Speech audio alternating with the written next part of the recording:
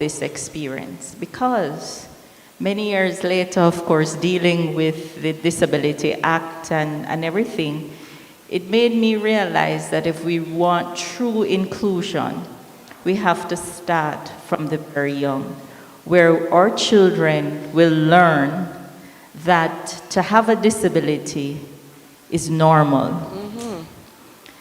And in it being normal, we don't treat persons differently, but just like how, Minister, we're short, and you might have a tall person, Yes. and so the tall person might have to bend their head going through the door, and we have no problems going through the door. But it means that it's normal for us. And so to see the launch of this disability accessible checklist truly is an achievement for us, and I hope that all of Jamaica will learn from what is in it, and that we will truly change Jamaica to become inclusive, accessible, and that all our children, no matter where they're from, their abilities, talents, will have the same opportunity as everyone. Thank you. Well said, PS. Well said. Thank you so very much.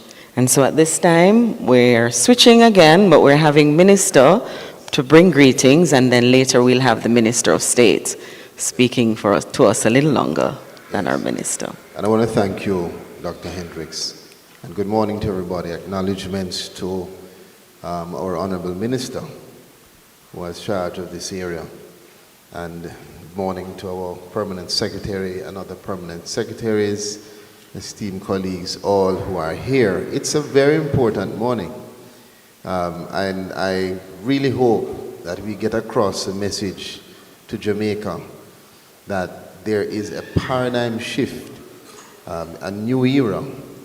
This is commitment in action in terms of the government ensuring that we are not just talking, but we are putting in place the framework and the environment to allow accessibility to be a reality. Let me say good morning also to CTD Jennings.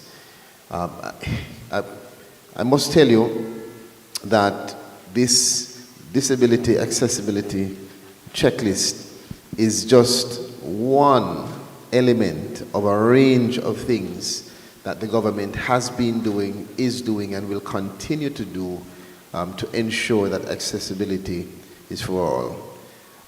We have started 2 years ago with the legislation that was pivotal in creating that framework, a legislative triumph in terms of the full implementation of the Disabilities Act and the accompanying regulations. That act certainly is a very important cornerstone in terms of our social development strategy. And it is complemented now by the accessibility checklist and complemented by this Disability Week, which is an important opportunity for us to raise awareness and to get the messages across to all Jamaicans, from kindergarten, university, to the workplaces across the country, to the churches, to your homes. It certainly is an opportunity for us to show the representation of the modern Jamaica, the Jamaica where, as PS said, where our children can have an equitable platform despite the circumstances.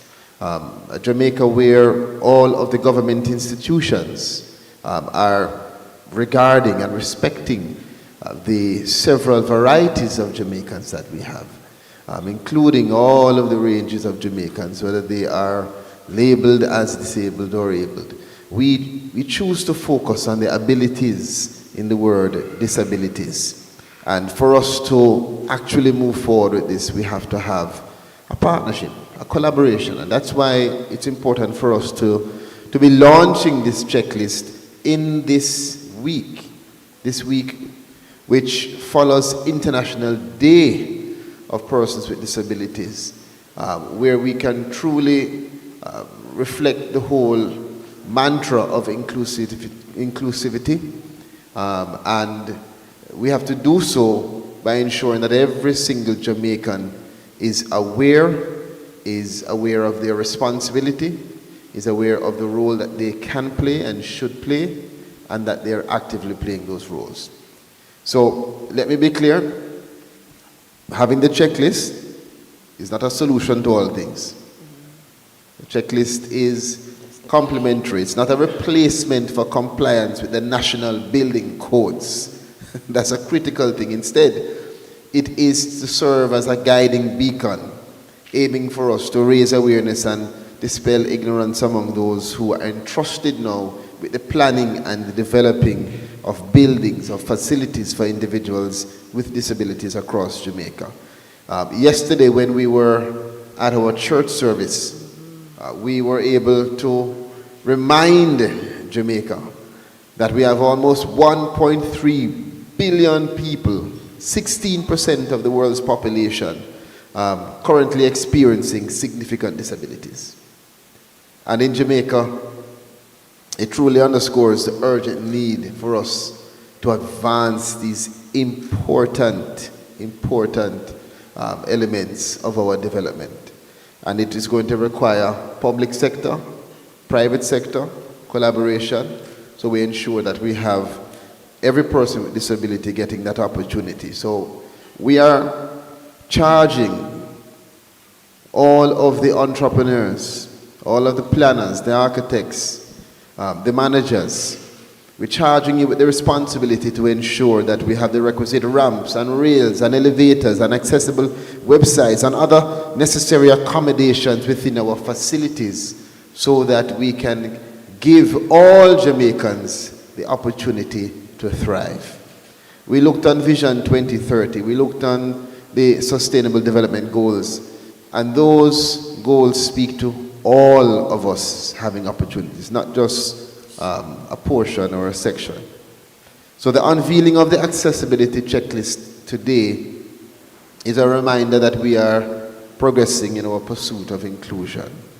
And though we have a lot of work to do, I want to take the opportunity to commend the team, Dr. Hendricks and the team that have worked tirelessly for us to reach this stage. I want to just reiterate my commitment, that of Minister Dunn and the team at the Ministry of Labour and Social Security, to diligently pursue all of the legislative and policy agendas that are required for us to ensure that persons with disabilities are a priority. Not just a peripheral issue, but a priority. Within my ministry, we are dedicated to exploring all opportunities and strategies to eradicate discrimination, to create a society where persons with disabilities can be fully and completely engaged, such as Mr. Ricketts, who we have here, master's student, right? And where their rights are protected and equal opportunities are afforded to all. Persons with disabilities have an inherent right to actively participate in shaping their society. And every time I am invited and have the opportunity to be at one of the functions for JCPD, we are just bombarded with talent. I mean, when you listen to our young lady who is singing Whitney Houston, and yesterday, again, more talent, you really and truly are just reminded of the excellence and the need for us to simply nurture that excellence and give it an opportunity to blossom. So the introduction of this checklist today is certainly a stride forward. It is a significant stride in solidifying the support that we are committed to giving, and we emphasize the role of our JCPD. I know that Minister Dunn will get into a little bit more detail as he is charged with the responsibility now of driving forward with Dr. Hendricks and the team in ensuring that all Jamaica is aware and actively participating in this accessibility checklist, not just as a module or a book or information, but as something that is to be integrated into our lifestyles at home and at work. I want to urge you to actively mobilize the essential resources and systems that are needed to ensure that all of us, politicians, police, preachers, all persons across Jamaica, are fully informed about this tool and that we are all educated on how to utilize it effectively.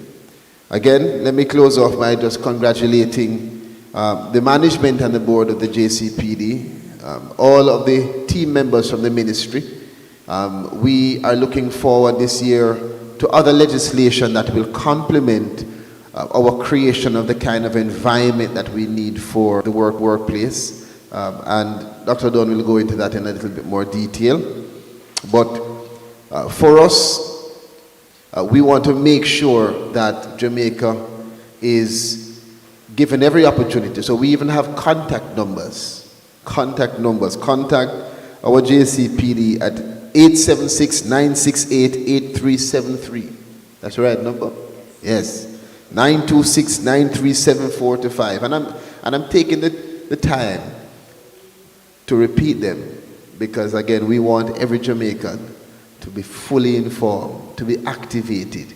And if you want, we will put the information also on the Ministry of Labour and Social Security's website because we are a technological ministry now. And so we anticipate the engagement and the involvement of all of us. And we're looking forward to cross-sectional partnership across government. So I'm very glad to see our permanent secretary here from the Ministry of Justice. Is it? Yes? And I know that we'll be working across government to make sure that our government institutions, firstly and foremost, are at the standard of accessibility, and that we are a shining example for all.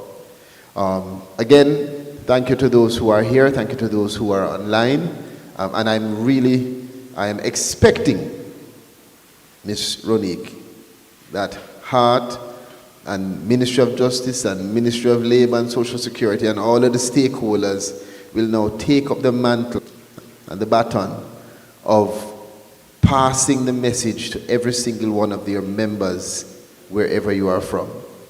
This is the new era. This is the new normal. Accessibility is a must. Indeed.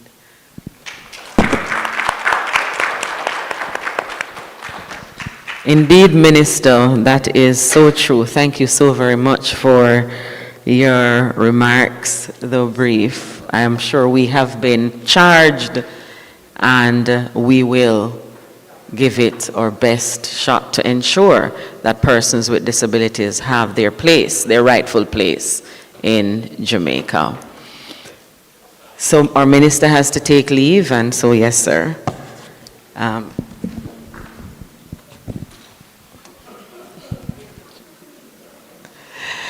Okay, so just before our Minister of State comes in, I just want to reiterate the theme for this Disabilities Awareness Week: inclusion in action, building accessible communities. And this checklist is one of those demonstrations, of how we will build accessible communities. And what I am happy for in terms of this checklist is the fact that it does not only address the physical environment, but it also addresses how we place information and how we communicate to ensure that all the different persons with disabilities have that access that they require. Let me recognize our members of the board, Sir James McNeish, that is here, and Mrs. Janet Morrison. And welcome to those online, as I said before. And PS from the Ministry of Justice, let me acknowledge you particularly. On Thursday, we do have an expo in partnership with the Ministry of Justice, particularly their Legal Aid Council, as they seek to share with Jamaica how they are providing justice to persons with disabilities free of cost. And I'm very, very happy about that. And we will be in the western end of the island, but persons can also join us online. So we are moving towards inclusion in a very deliberate, strategic way, but also practical, to make sure that people on the ground feel it, because we know that there are some persons who haven't begun feeling the impact, the full impact of the Disabilities Act, but we know over time, and as we move in, we will and they will begin to feel the reality of it. So thank you again, Madam, for being here. All right, so at this time, our Honorable Dr. Norman Dunn, our Minister of State in the Ministry of Labor and Social Security, will provide to us the keynote address. And so, Minister, we welcome you and we ask that you do so, please. Thank you very much. Can you put your hands together?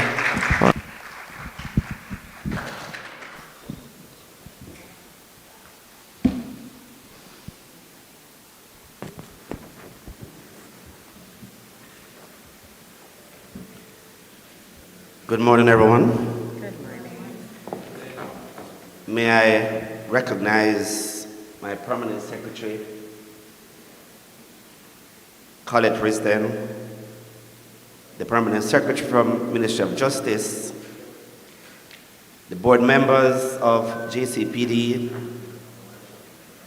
our own Dr. Christine Hendricks, executive director, of course, CTD Jennings, other members from the Ministry of Labor and Social Security, guests, good morning again. Good morning.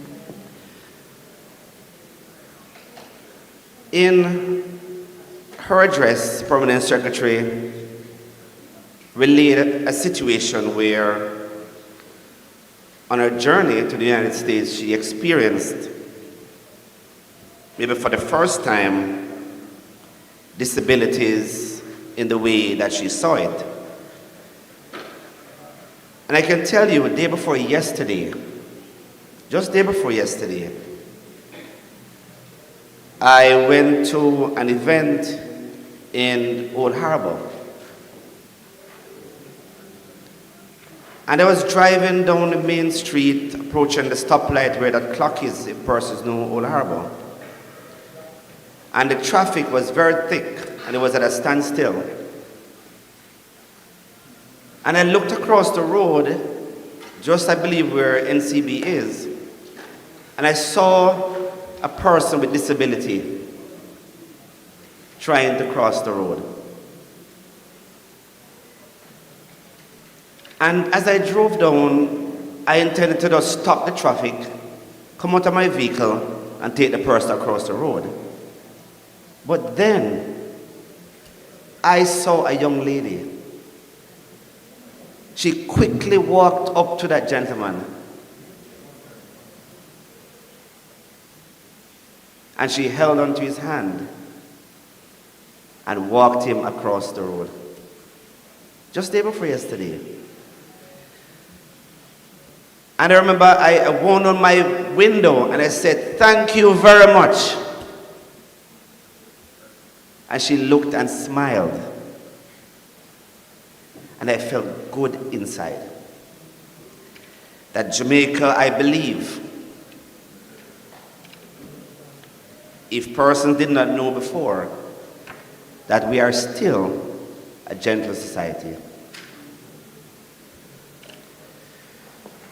So, my esteemed guests, champions of inclusivity, and advocates for change, I want to welcome you here this morning.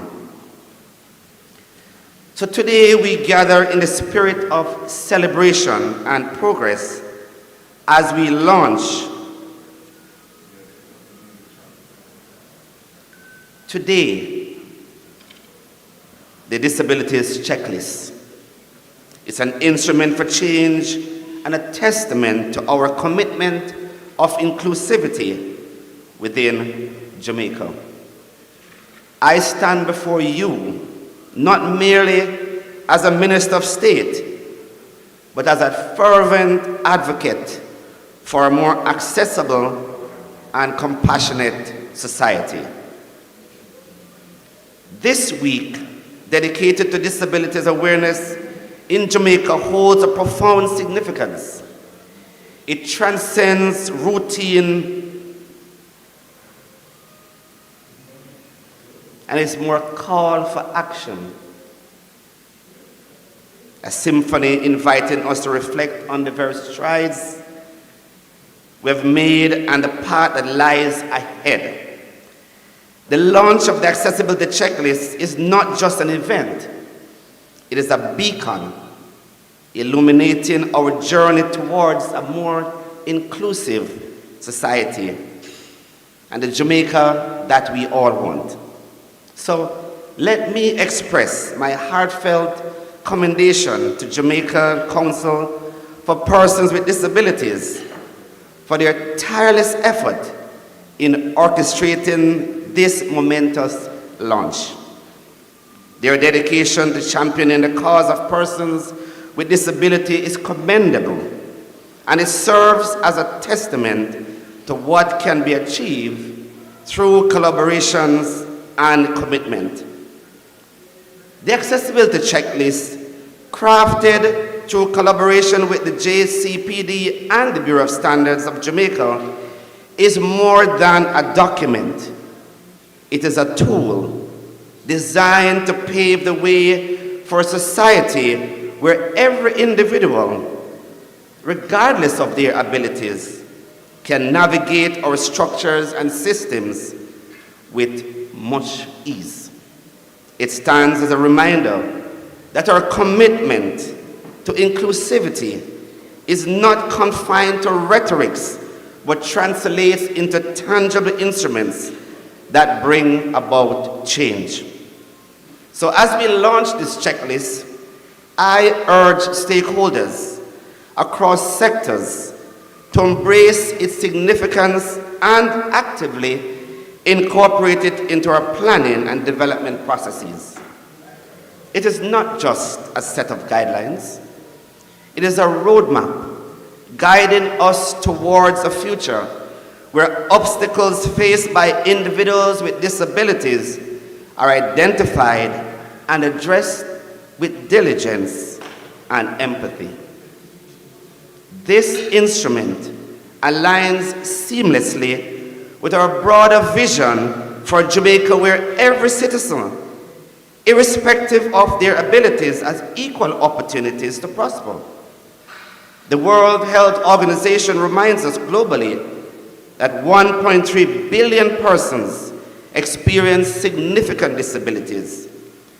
The Accessibility Checklist is therefore our collective response to a pledge to collaborate and to ensure that structures and facilities are not just accessible, but welcoming to everyone. Let us therefore embark on this week of awareness with renewed commitment to fostering a society that values and embraces diversity. The JCPD's work is a shining example of the transformative power of advocacy and collaboration. Together, let us champion the cause of inclusivity, embracing and celebrating the unique abilities and contributions of every individual. Today is a momentous day. It is one where let us all strive together in shaping a Jamaica where everyone has a place and a voice and an opportunity to prosper. This, I believe, is a signal event here today that signifies that through the developmental process that we are undertaking in this beautiful island, we are including everyone.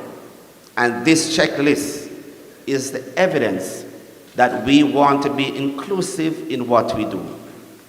We see sometimes persons walking on the streets person with disability, there's an open grate.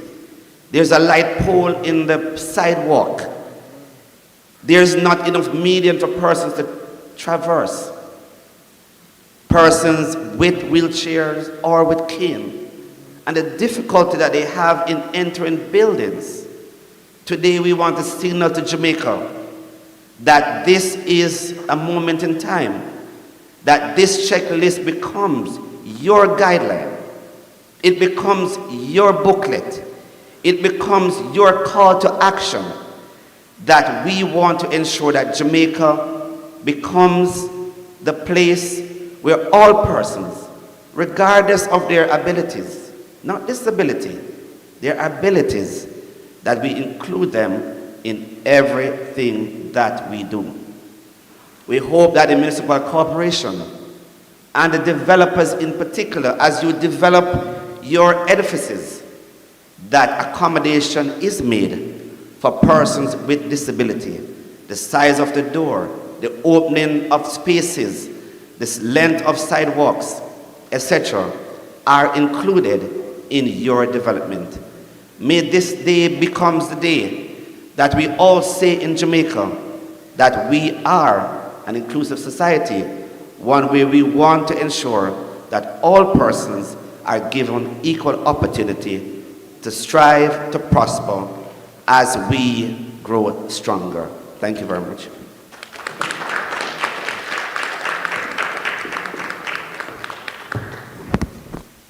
Thank you so very much, Minister Dunn. Thank you for that charge and also the commitment from your office, and I'm sure extended to the government, to ensure accessibility for all, to include persons with disabilities, of course. At this time, we will have the presentation of the checklist, and so I am going to be asking Miss Janelle Williams, who is our legal officer, who we have switched roles this morning, and so she is going to be presenting the accessibility checklist at this time. Let me use this opportunity while she comes to acknowledge our Chief Technical Director and Director of the Board, Mrs. Dion Jennings, who is also here. Thank you.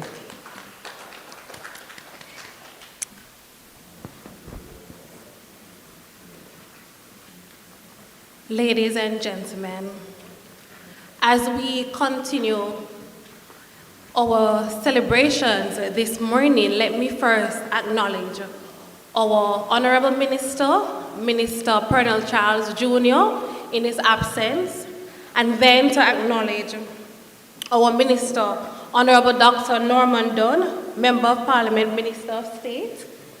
We also have Mrs. Colette Risden, CD Permanent Secretary in the Ministry of Labor and Social Security.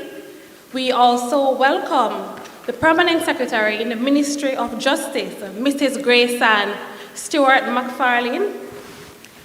To our distinguished board directors who are present here this morning, as well as our Chief Technical Director, Mrs. Dion Jennings. We also acknowledge Dr. Christine Hendricks, our Executive Director at the Council, other stakeholders and distinguished guests and invitees and medias. Truly, it is a watershed moment as we have come to celebrate the launch of what I will call this morning an accessibility Bible.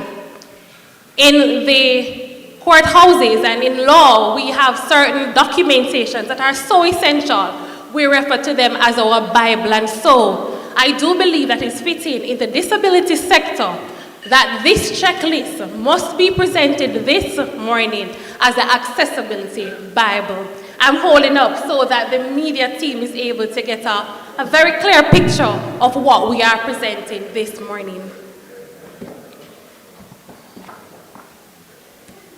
Now, this checklist will guide accessibility in our country. As we have our novel piece of legislation, the Disabilities Act, which took effect last year, February 14th. This is following on from that because our ministers and our leaders have indicated how serious they are about disabilities and protecting the rights of persons with disabilities. The checklist is so designed so that a yes or not applicable answer will easily indicate whether or not a building or an infrastructure or the environment is accessible.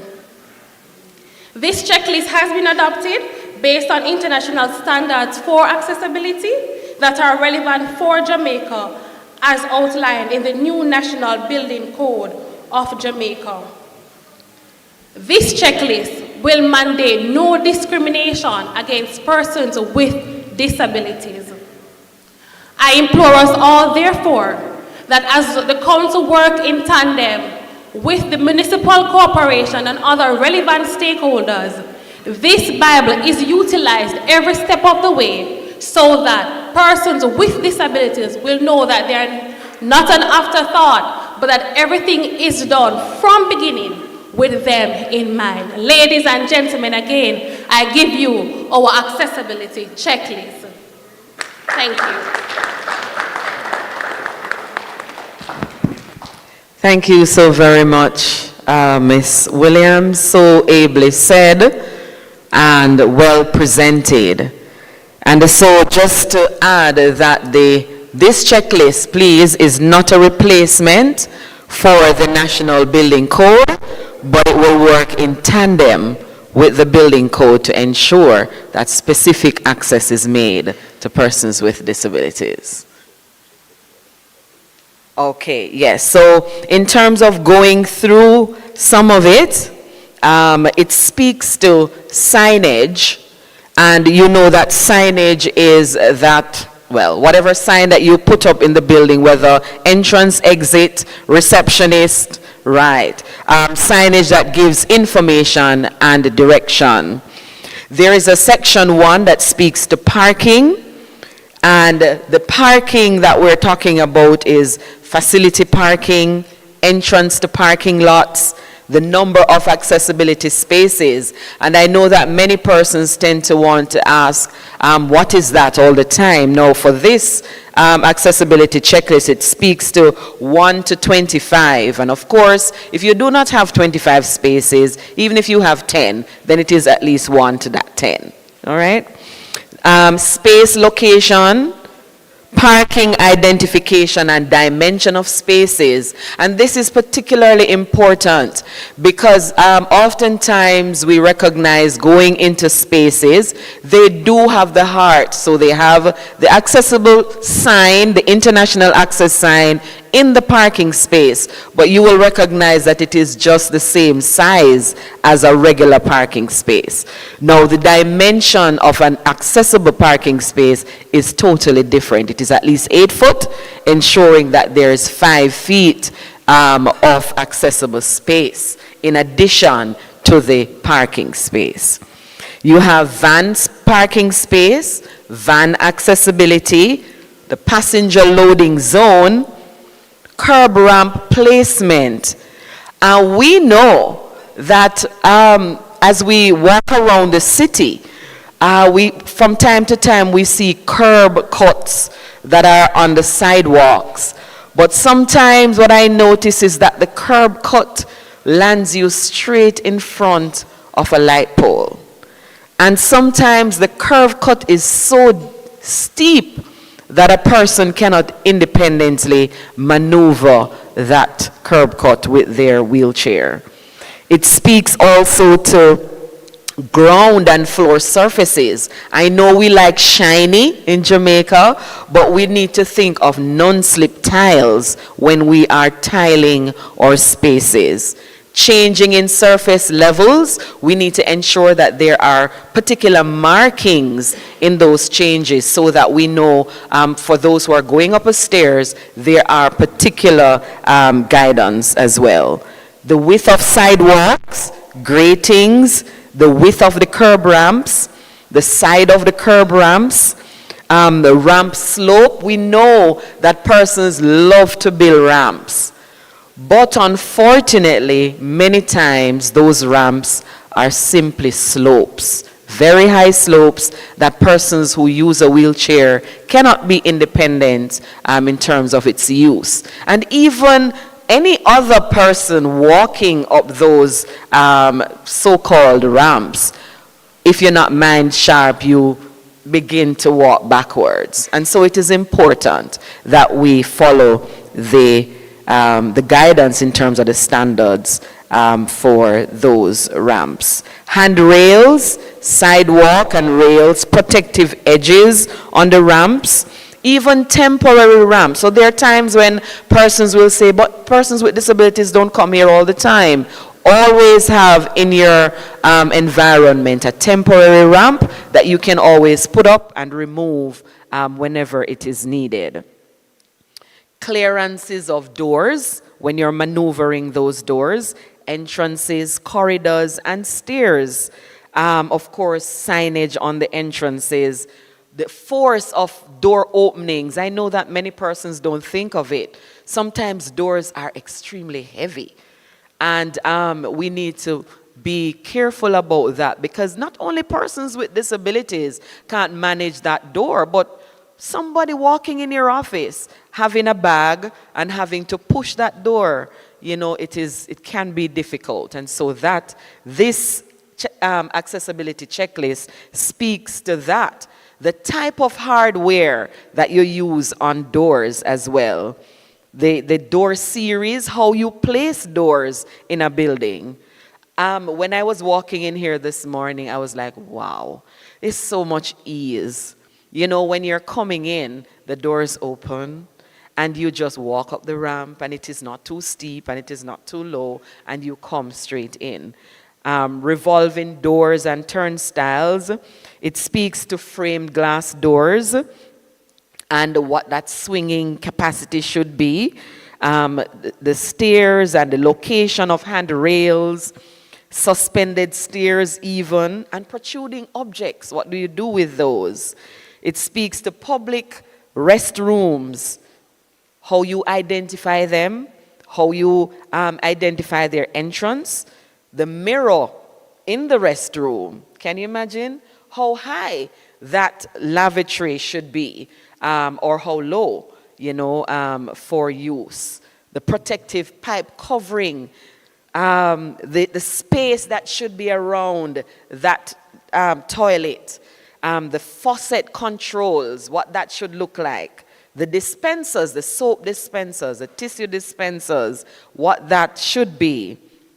The stall doors and the standard stall size, and the alternate stall size. It also speaks to urinals, water closet seats, grab bars, and how they should be placed, flush controls, and the clearance between the doors and the floor space. It also addresses, in Section 5, public telephones and water fountains. I know that we do not have many public telephones in the public space, but we have telephones that are in restaurants or in hotel rooms, and so on. And so this speaks to what that should be. Public water fountains, the height, the hand controls.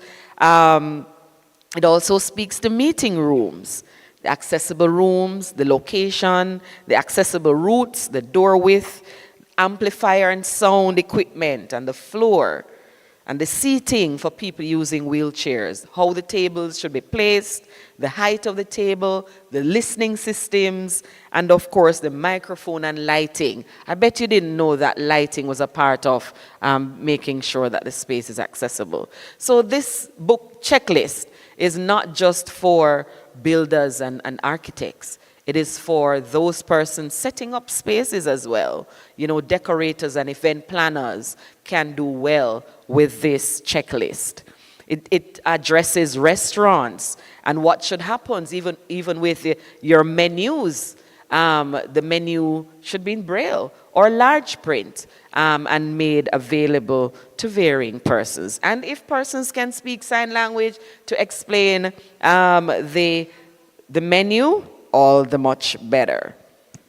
It also even addresses the lounge areas and tables that are fixed. For guest rooms at a hotel, it speaks to even the room keys and what those keys should be. The bed spacing, the telephones and the amplified telephones and protruding objects, the switch, the light switch access, where is it? The closet and the towel racks, the space for wheelchairs, and even the mirror, where it is placed and how it is placed. The bathrooms in these spaces, the hot water and the drain pipes that might be exposed or not, the water closet seat, grab bars, and the shower and tub combinations, what those should look like, and the bathtub bench, which is important. The shower stall and the need for accessible and flexible shower hose. In the guest rooms or in hotels, it speaks to how many accessible rooms there should be per hotel.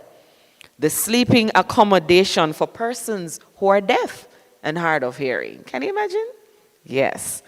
It also addresses hazards and emergency procedures, ensuring that the staff is aware, hazardous vehicular areas, standard warnings at pools, at the subsurface of pools, emergency exits, audible and visual alarm signals, and areas of rescue. It also addresses elevators and ATMs. And we know some of the challenges that we, or blind persons in particular, have been having with ATMs. But having spoken with some of our bankers, their willingness to ensure that they meet up to the standard and they change out their equipment to ensure that it is accessible, and their machines. Call buttons, elevator, okay, we said that. Levelings, space between the floor and the elevator, controls and call buttons within the elevators. And of course, it speaks to how to make sure that your website is accessible. Very comprehensive checklist that has been provided. It is on our website, www.jcp.gov.jm. Ensure that you download your copy to make sure that you follow the guidelines that are there, and of course, enhanced with the National Building Code. I am sure that we will make Jamaica a better place for us all. Isn't it a wonderful checklist? Put your hands together. Thank you so very much. At this time, we have another musical item just before our vote of thanks, and I'm going to invite back Mrs. Shoshana Russell McLean to come with that item. Can you put our hands together for her, please?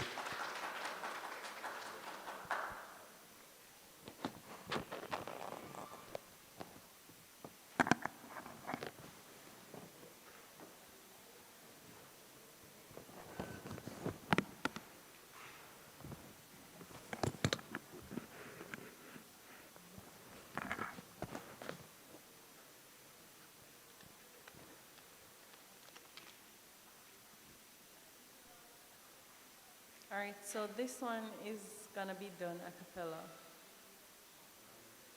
Okay. Some dreams live on in time forever. Those dreams we hold inside our hearts, and I'll go the distance it takes, follow through with the promise I made. But I know once in time that I know what it will be mine. If I could reach higher for one moment in my life, just for one moment, just in time, I'm gonna be stronger. Said I tried my very best, put my spirit to the test. If I could reach higher, just for one moment in my life, just for one moment, just in time, I'm gonna be stronger. Said I tried my very best, put my spirit to the test. If I could reach.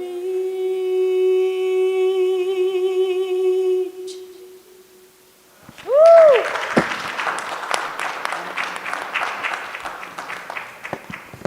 That's what you call versatility. Whether a cappella or with music, she can just do that and so much more. Thank you so very much. And at this time, our vote of thanks, we're at that place. And so Mrs. Sharina Shaw, our social worker for the Western region, is coming to do that for us. Can you put your hands together for Mrs. Sharina Thomas Shaw? Good morning, everyone. Good morning.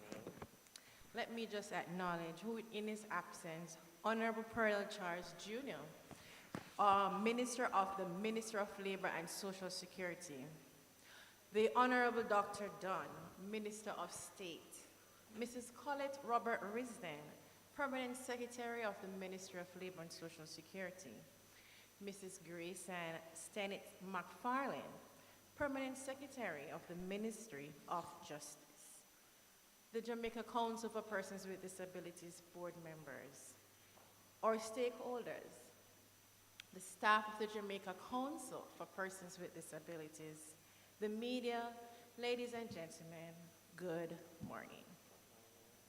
On behalf of the Jamaica Council for Persons with Disabilities, I would like to extend our heartfelt gratitude to everyone and has contributed to the success of today's media's launch. Of our accessibility checklist, we are truly honored to have had the opportunity to bring to the attention to this important initiative. We would like to express our sincere appreciation to the Minister of Labor and Social Security, Honorable Pearl Charles Jr., and the Minister of State in the Ministry of Labor and Social Security, Honorable Dr. Dunn, for all gracing us with his presence today. Their unwavering support and commitment to promoting accessibility and inclusivity have been integral in the realization of this enabling society. Our gratitude also goes out to the Permanent Secretary, P.S. Risden, for her dedication and leadership in advancing accessibility measures within our country. Her guidance has been invaluable in driving this initiative forward. We would also like to extend our thanks to the disabilities advocate, Mr. Jason Ricketts, for his ongoing advocacy and tireless efforts in championing the rights of persons with disabilities. His invaluable insights have greatly influenced the advocacy to ensure that the accessibility checklist truly serves its purpose. Let me also acknowledge our moderator, Dr. Christine Hendricks, Mrs. Russell McLean for her musical item, the media representation, distinguished guests, and all our partners and collaborators who have supported us in this endeavor. Your presence and support have been instrumental in making this event a resounding success. Once again, thank you to everyone who has contributed to the success of today's launch. Your dedication to promoting accessibility and inclusivity is truly commendable, and we look forward to continuing our collaborative efforts in building a more inclusive society for all. I thank you.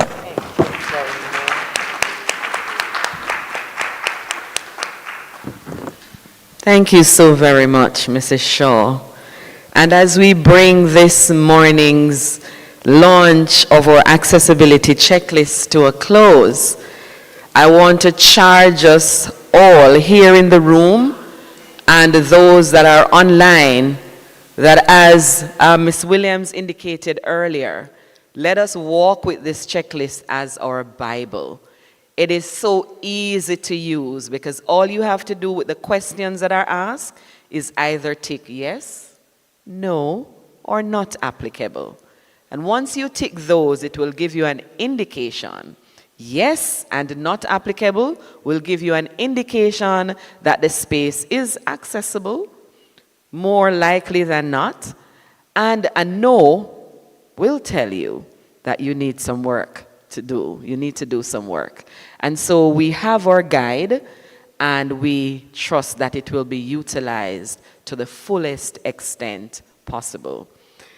We continue our Disabilities Awareness Week celebrations, and this afternoon at 12:30 until 4, we will be with the Scotia Bank, who will be taking 50 young people with disabilities and preparing them for the world of work.